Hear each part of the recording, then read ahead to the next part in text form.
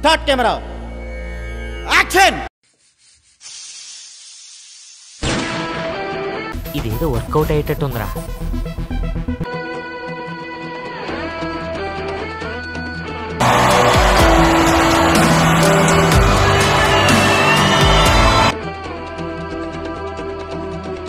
నా bed boil అయిపోయింది, రక్తం తన్నుకొచ్చింది.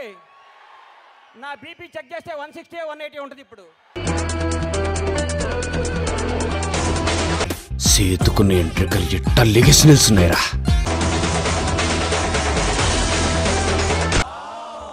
ఇట్లా అదిరింది సార్. ఆటో ఇంకా అదురుతుంది.